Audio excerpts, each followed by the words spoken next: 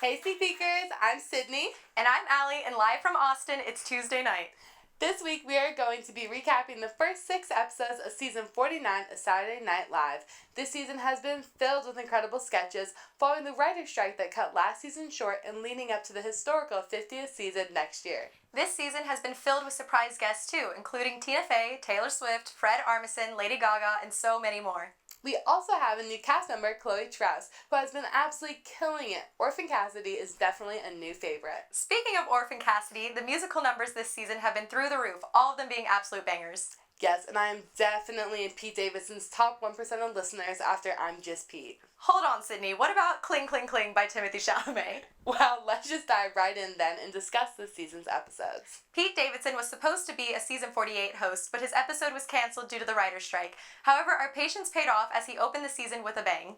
Going back a second, I was so sad this summer that SNL was not on, as I knew a Barbenheimer sketch for the dual blockbuster hits would have been iconic. But the show tied in Barbie in such a fun way, turning the iconic I'm Just Ken into I'm Just Pete, cracking jokes at himself to make this catchy parody. The costumes, the set, and visiting all of Pete's eras with Bowen Yang, Mikey Day, and Devin Walker was all so perfect. Another Pete Davidson song that is my favorite is Please Don't Destroy Three Sad Virgins. And Allie, I know you have something to say about our Queen Taylor. Oh, you know I do, Sydney. America's royal couple, Travis Kelce and Taylor Swift, also made cameo appearances during Davidson's episode. Taylor, of course, showed up to support her girl Ice Spice during the singer's second live set.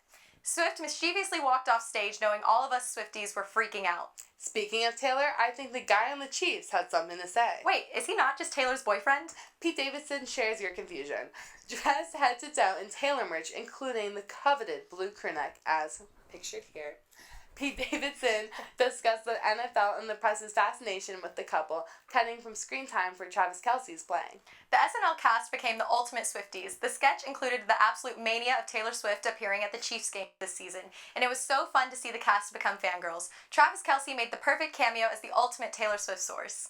Episode 2 was hosted by Bad Bunny, also the musical guest. His episode was hilarious, showing a different side to the star I have not seen previously. And we can't help but mention the reprisal of Pedro Pascal's protective mom, adding in Bad Bunny as Marcelo's Tia. The three were the perfect trio. Another highlight sketch was Telenovela. Bad Bunny was made for this role, the villain, comedically delivering this over-the-top dramatization. Plus, the cameo from Mick Jagger was perfect. Comedian Nate Bargatze hosted the third episode with the Foo Fighters performing music.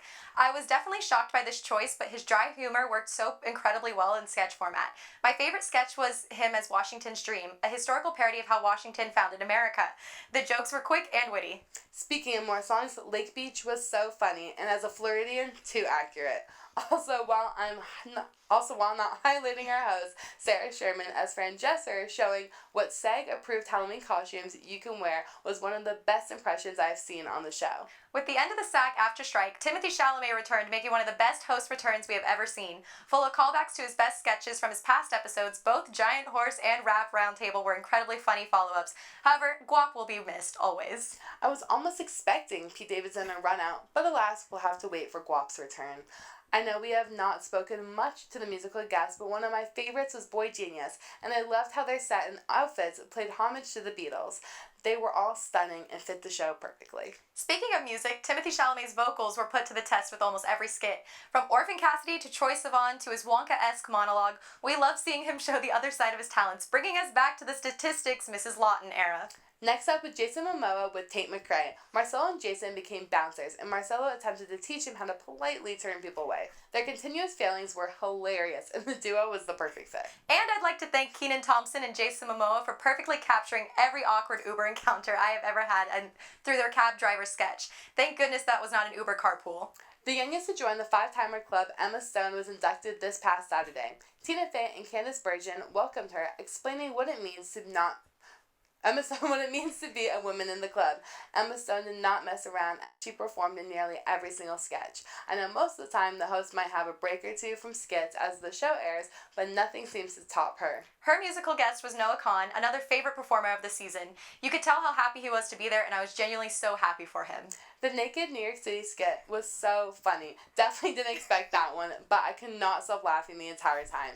This skit was for sure one of my favorites this season. Another iconic song I need on Spotify. Punky shined this episode with the Please Don't Destroy's Martin and her relationship with host Emma. I also loved the Question Quest skit. Emma, if you ever need someone to watch that tortoise for you, Sneak Peek can help you out. Also, Emma, if you want any more hosting experience on your resume, Sneak Peek would love to have you. However, Gavin and Trinity got you covered this week. Now, we'll be back after a quick commercial break.